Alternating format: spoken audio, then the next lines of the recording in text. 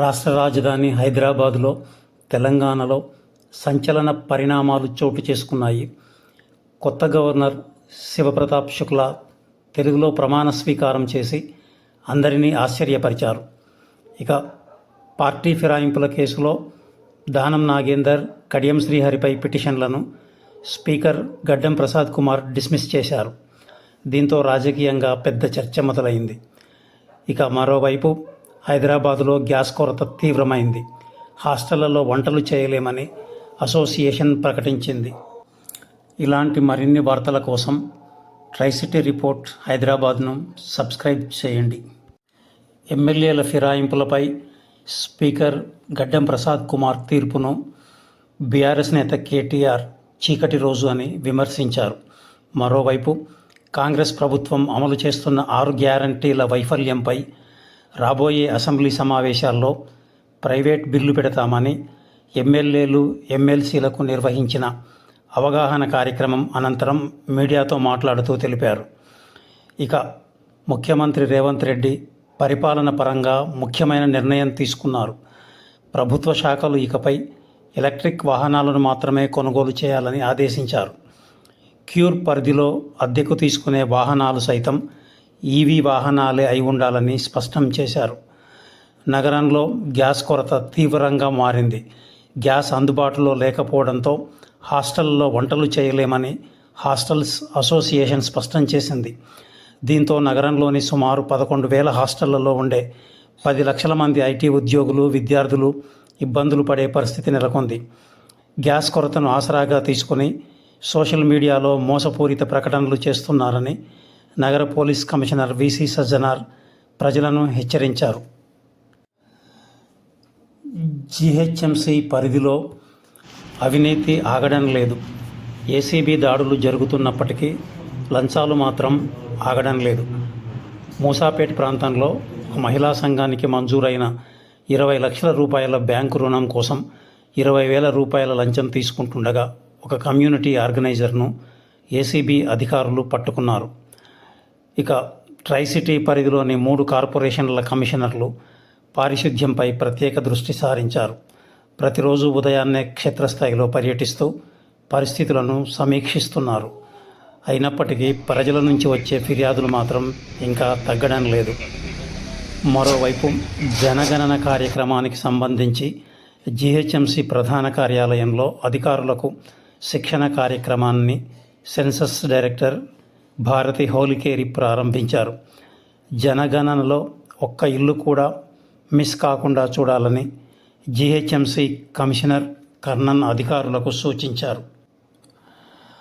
ఆస్తి పన్ను వసూళ్ల కోసం ఏఐ వీడియోల ద్వారా జీహెచ్ఎంసీ విభిన్న ప్రచారాన్ని చేపట్టింది. పాత బకాయిదారులు ఓటీఎస్ పథకాన్ని వినియోగించుకోవాలని కోరింది.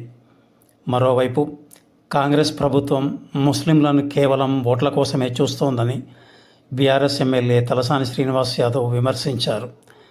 ఇవి తాజా రాజకీయ నగర వార్తలు.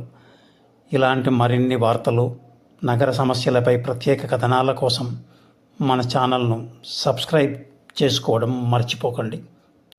ఎక్స్ వేదికగా తాను జిమ్ చేస్తున్న ఒక ఫోటోను ఉంచిన కేటీఆర్ ఆసక్తికరమైన పోస్ట్ పెట్టారు. గత కొంతకాలంగా తన పొట్టను దాచలేక ఎంతో విసిగిపోయానని కామెంట్ చేశాడు. 6 నెలల విరామం తర్వాత జిమ్లో కసరత్తు ప్రారంభించానని, జూలై నాటికి నాకు 50 ఏళ్ళు రానున్నందున అప్పటి వరకు ఫిట్గా మారతానని ఆశిస్తున్నానని పేర్కొన్నారు.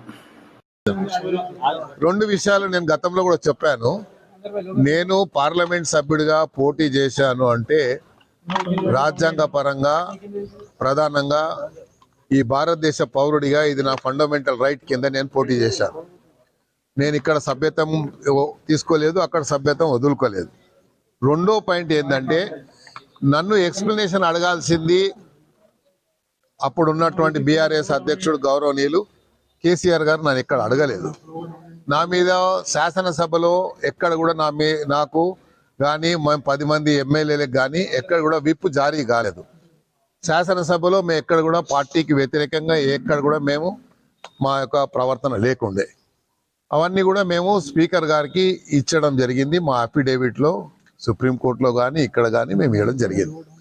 ఇక్కడ రెండోది ఇంపార్టెంట్ పాయింట్ ఇష్యూ ఏంది అంటే, ఈరోజు బీజేపీ పార్టీకి ఏమి సంబంధం?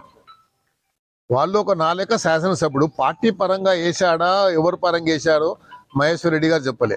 అందుకే నేను పదే పదే చెప్పాను, బీఆర్ఎస్ పార్టీ బీజేపీ పార్టీ ఇద్దరు ఒకే దాంట్లో ఉన్న వాళ్ళ యొక్క ఇది కలయిక, అపవిత్రమైనటువంటి కలయిక అని చెప్పి అన్ని సందర్భాల్లో నేను చెప్పాను. నేను పార్లమెంట్ పోటీ చేసేటప్పుడే చెప్పాను. పార్లమెంట్లో కూడా వాళ్ళు వ్యక్తిగతంగా సరెండర్ అయిపోయి ఈరోజు నేను ఓడిపోవడానికి కూడా కారణం వాళ్ళే. లేకుంటే నేను గెలిచి ఉంటే ఈరోజు ఈ పంచాయతీ లేదు, ఈ ఎలక్షనే లేదు.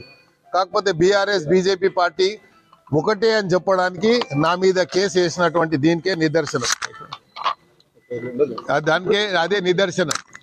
కాబట్టి నేను నా వాదనని ప్రధానంగా మా యొక్క రఫీ గారు, అదేవిధంగా సంఘవి గారు, నిరంజన్ రెడ్డి గారు, మా వెంకటేష్ గారు, మా సీనియర్ కౌన్సిల్స్ అందరు కూడా నా వాదనని స్పీకర్ గారికి సుమారు 55 పేజీల స్టేట్మెంట్ ఇచ్చి వాళ్ళు అఫిడేవిట్ ఇవ్వడం జరిగింది. నేను అదే చెప్పాను స్పీకర్ గారికి కూడా, సార్ నేను మీ సమక్షంలో మీ జ్యూరిడిక్షన్లో తప్పు చేయలేదు అని చెప్పాను. మా వాదనని వారు క్షుణ్ణంగా ఇచ్చినటువంటి నా అఫిడేవిట్ని పరిశీలించారని నేను భావిస్తున్నాను. అందుకే ఈరోజు ఈ తీర్పు వచ్చిందని దానికి నేను స్పీకర్ గారికి అదేవిధంగా మా అడ్వకేట్స్ అందరికి కూడా మనస్ఫూర్తిగా ధన్యవాదాలు. ప్రధానంగా మీ మీడియాకు నాకంటే ఎక్కువ టెన్షన్ ఉండే ఏమవుతుందో అని. ఒకవేళ అడ్వర్స్గా వచ్చినా కూడా నేను బ్యాటిల్ ఫీల్డ్ నుంచి వచ్చిన వాడిని, యుద్ధంలో పోరాడుకుంటేనే 6 సార్లు ఎమ్మెల్యే గెలిచాను. నా ప్రజల దయ వల్ల, ఖైరతాబాద్ ప్రజల దయ వల్ల. వాళ్ళ దయ నాకు ఎప్పటికి ఉంటుందనే విశ్వాసం నాకు ఉండే. ఒకవేళ ఎప్పుడైనా అలాంటి పరిస్థితి వస్తే తప్పకుండా మీడియా ఒకవేళ మీకు కోరుకుంటే అలా జరిగితే తప్పకుండా నేను మళ్ళీ పోరాడడానికి ఎప్పటికి సిద్ధంగా ఉంటా. యుద్ధ మైదానంలో బ్యాటిల్ ఫీల్డ్ లో దానం నాగేందర్ ఎప్పుడు ఒక సైనికుడిలాగా పోరాడతాను.